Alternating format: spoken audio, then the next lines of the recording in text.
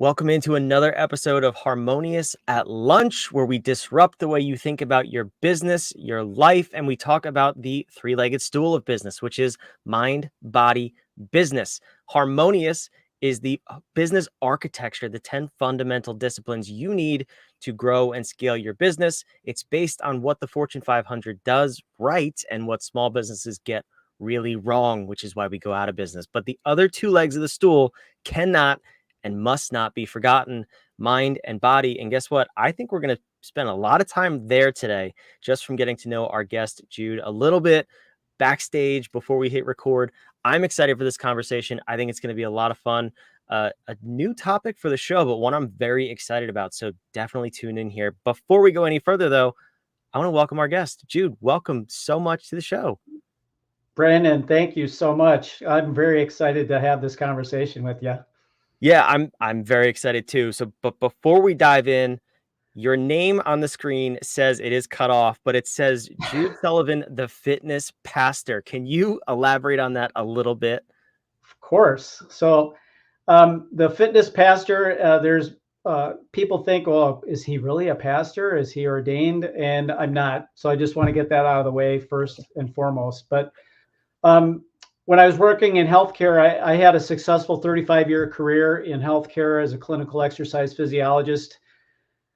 In the last 10 years of the career, I migrated into integrative and healthcare, alternative and complementary care. And my role was to help develop research protocols that would bring alternative and complementary care practices into mainstream medicine. So, there's a little bit of pushback, from Western medicine right now. And so if you can validate this through, the scientific method, it gets accepted and people, realize that it has value. And so that was kind of what our role was. And we were doing a protocol as a 10-year protocol in mindfulness meditation.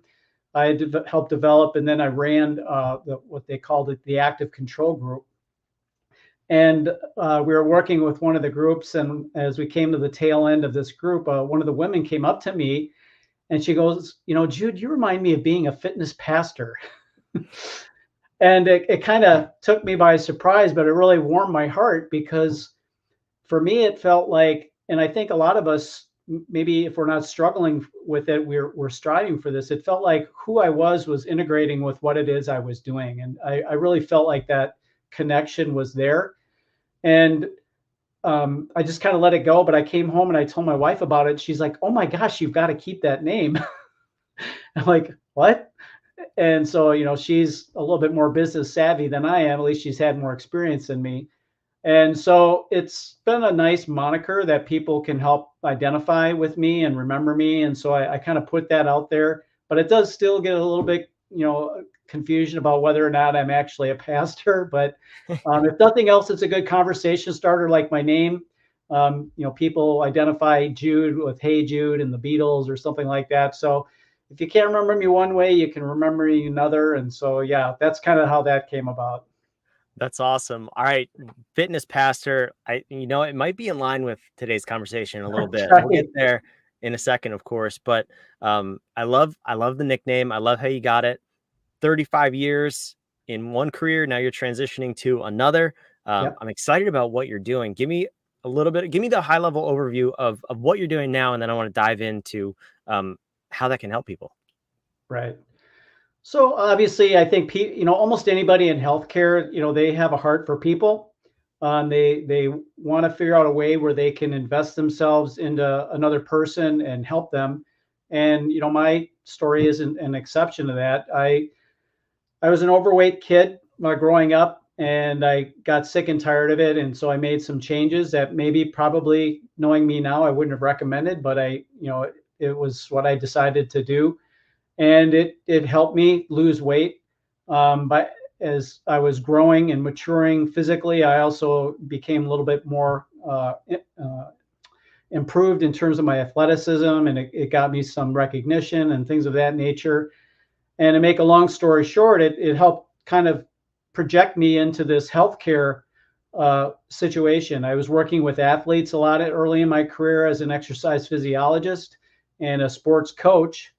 And that was great. I worked with a lot of really good athletes, a lot of weekend warriors who are really taking their health and their fitness seriously. But I still felt like there was something missing. As cool as that was, I felt like, there's got to be something else. My father was becoming ill. He had heart disease. He became diabetic. And I'm watching, the health system that I'm working in kind of failing him. And, it just kind of made me question inside. I wasn't really taking these conversations to anybody else, but I was just really wondering about that. And then one of the physicians who came into our program started our integrative health program. And so that really was speaking to me because I felt like, you said mind and body, I think spirit is the other part of it, and, that it kind of can speak to this. I have definite opinions about that, which maybe we can share at some point. But, we're spiritual beings as much as we are physical beings and emotional beings. And I felt like we needed to address that. And so that's kind of where my heart was, and it's kind of where it is right now. I've been coaching people for 35 years in some way, shape, or form. So I have a lot of experience working with people individually, small groups, running big programs. But when I retired, from a corporate structure where, kind of the rules were set around me and I had to work within the rules, now I'm able to coach people with a program which we call God Talks. And so my role is as a coach is to help people hear God in their life so that they can unify what it is that they want to do with who it is that they are. And kind of goes back to what it is that I felt like I got with the fitness pastor name. I think that's kind of the missing piece for people is, they're doing something, they may be magnificently successful, but are they really, is it really speaking to what their life purpose is? And so there might be a little discontent for people if they're not meeting that in addition to what it is that they're actually doing, even if they're successful. So my role as a coach, a God Talks coach specifically, is to help people hear God in their lives and to respond and to move forward. Yeah, I think this is such an important conversation, and you may have just broken my model a little bit. I might have to add a fourth leg to the stool. I typically put spirit. I fully understand and agree with you on that. I typically put it as an integration with the mind and the body. So it still Sure. falls within the stool, and it's obviously very important. That's why we're having this conversation. But one last thing too, for those of you watching and listening, Jude is sending me a quick start guide on this that we will include a link to in the show notes. So if you want to know how to get started and figure this out for yourself, that's going to be a very helpful guide that you can go and download and take that first step. But I want to dive in before we get to the specifics of kind of how to get started on this path.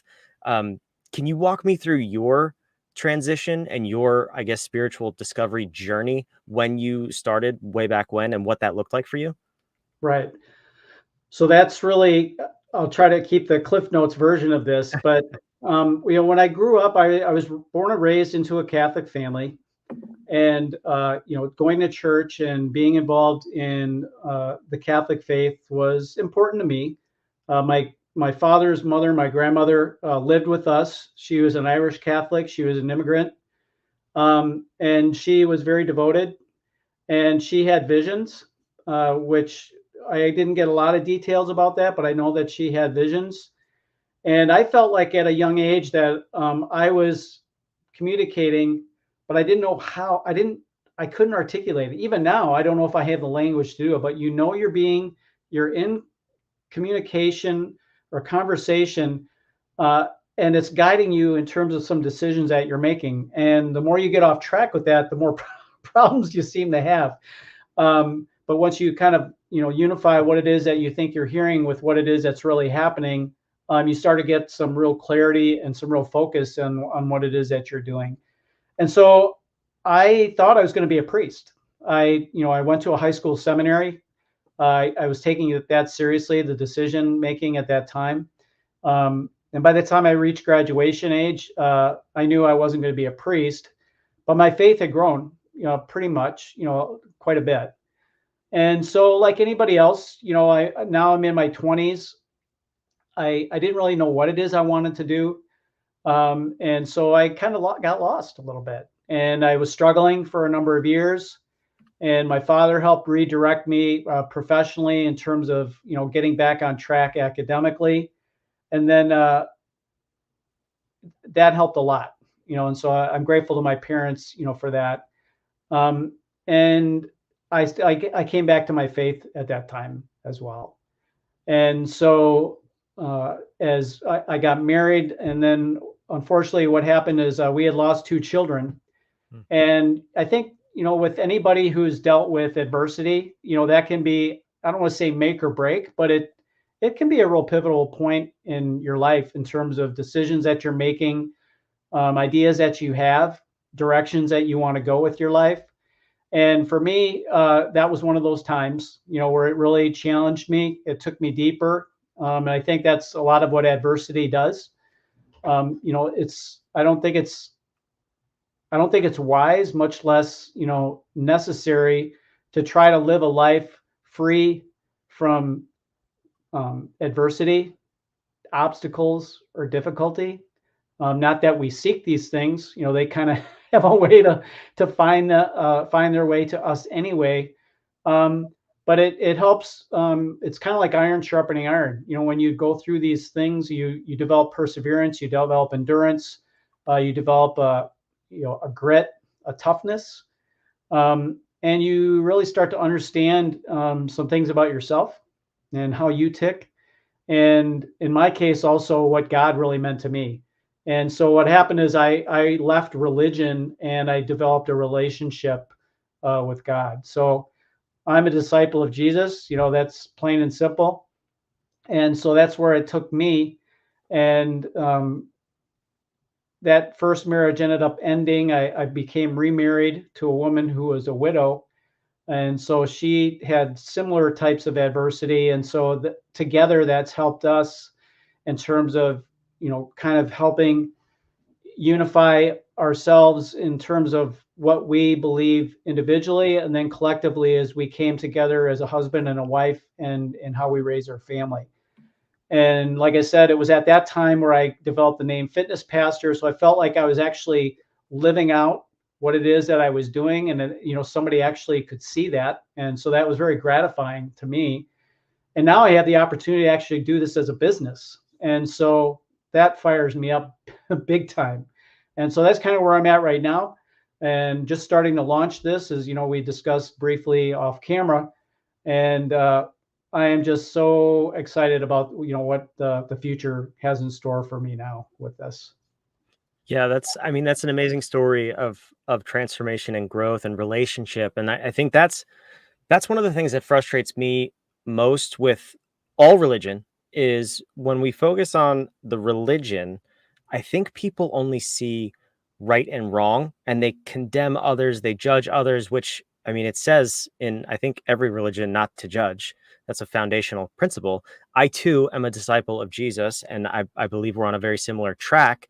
Mm-hmm. So but what I want to ask you is how I see that relationship Mm-hmm. is a level of spirituality, not religion. Obviously, it's a religious denomination, but it's not Yeah. about right or wrong. It is about relationship and growth and togetherness.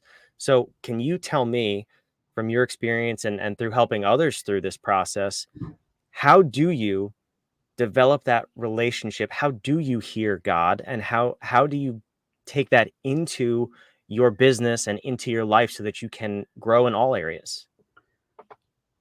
I love It's a this big question. question. And I love this conversation. This is the best.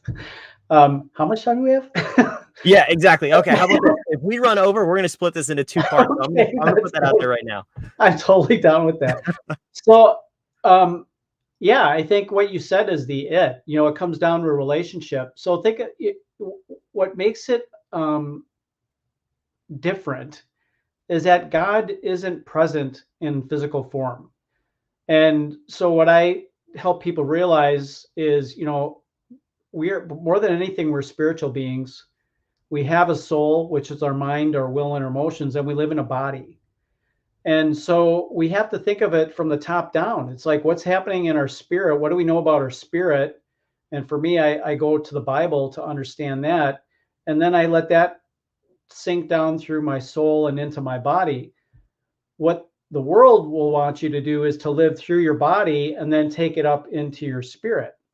And so that's what Jesus came to do, is to flip everything upside down. And like you said, one of his greatest antagonists were the Pharisee, and other religious rulers, because they were so, focused on doctrine and rules.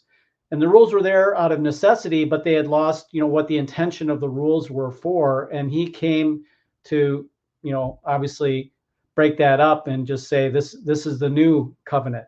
That's the old way. Here's the new way. You have a choice to make. And so we all have a choice to make. I would say it's better to not wait for adversity to come before you try to do this, and to know that results are important, especially if you're in business. And I was just thinking about this actually earlier today. You're not going to survive in business unless you're getting results. And a lot of people want to say, well, it's all about the process. Well, yeah, but if you're not getting results, they don't care what the process is. However, if you're getting results, God is very interested in the process of what's happened to get to those results. And his biggest concern is, what is my relationship with him? And what is your relationship with him? Because first and foremost, he wants to have a relationship with you. Yes, he wants to prosper you, and he wants you to have an abundant life, but not at the expense of losing a relationship with him. And so I think of it like my marriage to my wife.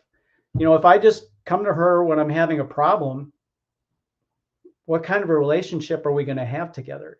But if I'm not seeking her out and wanting to have her speak with me, or for me to listen to her, if I allow myself to get distracted where I'm not having conversations with her, or I'm not listening to her, this society, it microwaves everything, right?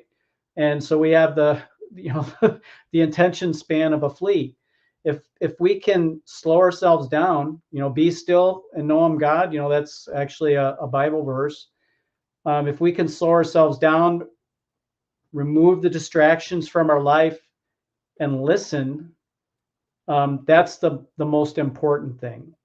And so if we can let that be the starting point, and then be patient, we're just puny humans. It's amazing that God wants to be in relationship with us, but he's not going to give us the whole meal in one sitting. He's going to deliver it over time. And then we realize how loving he is, how caring he is, how good he is, and how much he wants our best in this life. Yeah, I mean, this could be a 3-day episode. That's the sense I'm getting here. There was so much to unpack in just that answer, but I Yeah. want to highlight a couple things, and then we will wrap up this episode. Not to say we won't have a part 2 very soon, but Sounds good. you said a couple of things that were really, really important. I love the wife comment, because it's so true, and I think we can all picture that. Wife, spouse, significant other, whatever. If you're in a relationship with someone, if you only go to them at the time of your need, you will lose that relationship. It will not be that strong. You could have one, but it won't be as strong as it could be. That's an important note. And the other thing you said was microwave culture, Amazon culture, whatever you want to call it. It's the I need it now mentality. And that's not how any relationship is built with Right. another human, with God, with anything. You cannot build a relationship in quick doses. So I want to unpack that a little bit. And, selfishly as business owners, we do tend to think we want things quickly, and we're impatient. Yep. Tell me about, I know my story, and I know the significant benefits of this, but what is the clarity you receive in business and in life by developing this relationship with God, with your higher spiritual self, and how that can guide you, and not only guide you, but propel you forward in business? So again, that's an outstanding question. Again, what I think it does is we're prone to mistakes, but the mistakes that we'll have will be fewer, and the magnitude of those mistakes will be smaller. And so, I don't want to say we're just human. We're human. We're God's best, greatest creation. So I don't want to minimize that. But at the same time, we're prone to foibles. We have bad ideas. We get caught up in emotion and we become reactive. And I would say, in terms of clarity, as you first, projected that question, it, you you'll have a sense of clarity, and that all you need is what the next step is. You might have a vision that's out here, and that's important. You need to know where you're going, but God's going to give you what's the next step, because He wants you to move in faith. And the only way you can move in faith with Him is to be in relationship with Him. Otherwise, you can take that next step, but you could fall off a cliff, or you could slip on, who knows what. And then you've got all the consequences that go along with that. And the other thing that I think about is, if I'm working with another human being, am I working in love with this person? And if it's somebody who's maybe crossed me, as a Christian, especially, I'm not to retaliate. If they're my enemy, I'm to pray for them. That's a big ask for anybody, but then to think about that from a business perspective, that can be hard. And, I'm not saying that if somebody did you wrong, that there aren't the consequences for them, and that, that needs to be settled. But at the same time, if I'm working with another believer, that shouldn't even be a problem. That shouldn't even be an issue. We can move together forward because we're both on the same page. But if it's somebody who's not, and I have an opportunity to witness to them through the work that I do with them, if nothing else, and if they say they don't even want me to be their coach, if they know that they were respected, that I had respect for their dignity, I love them as a human being, that's a win, because I just planted a seed for them. And again, for me and my faith, that has to be first and foremost. Yes, I have a business. I want the business to be successful. I'm moving my business forward. But when I'm working with people, God's bringing these people to me. If I'm listening to God as I run my own business, I should be thinking about, these people have been brought to me. I don't even know why in some cases, but they were brought to me. I asked for that. And now it's up to me to take the next step. So that I'm not sure if I answered it fully, but that's kind of how do I see that.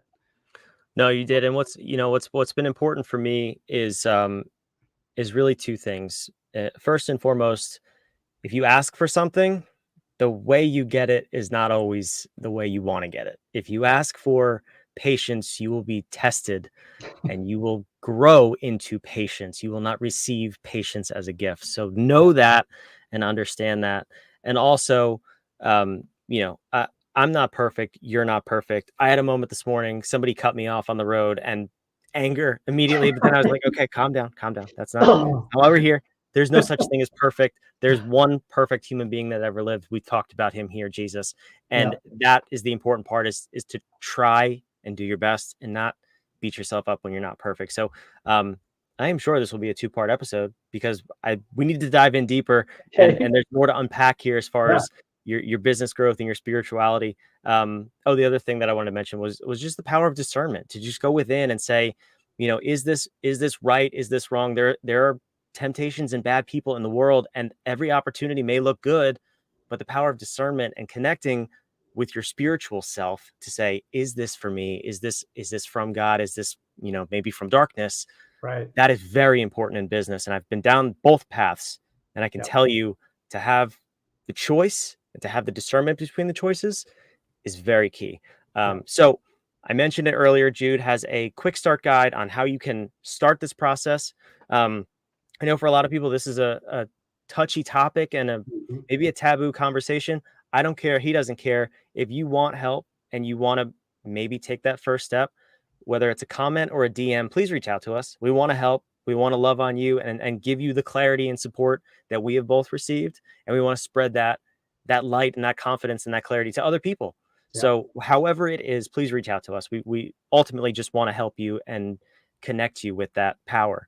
So Jude, I want to thank you for coming and shedding the light on this, no pun intended, but bringing this topic to surface, because it's so important and it's so powerful, and it's absent in business in a lot of places. And I'm glad that you're fixing that. So thank you. Brandon, thank you again. With these podcasts, sometimes you're not sure how you get connected with people, but I am so grateful that we are connected. And if we do another one, I can't wait for that to happen. Yeah, I am too. Now, listen, Jude is just starting his business, like he said. Let's follow up in a few months. I want to see your journey. I want to Yeah. see how this grows, how you're able to spread this word and the good work, and help other people grow at the same time. So we will definitely have a part 2 that will be announced at some point. And if you want to grow yourself, reach out to Jude, get the Yep. quick start guide that's in the description. This was definitely, I got to revisit the model, but I think it's still a mind and body conversation. It's a spirit conversation. It will help you in your business. I promise you. I'm living proof of that. So is Jude. Thank you for sticking around and watching wherever you are, whatever platform you're on. Like, comment, subscribe, dislike. That's okay. It's okay to disagree with us. We want to help you. Like I said, whatever Exactly. it is, but make sure you leave your feedback. We want to hear it, and we want to help you along this journey. We could not do this episode and this podcast without you. So thank you for joining us. We'll see you on the next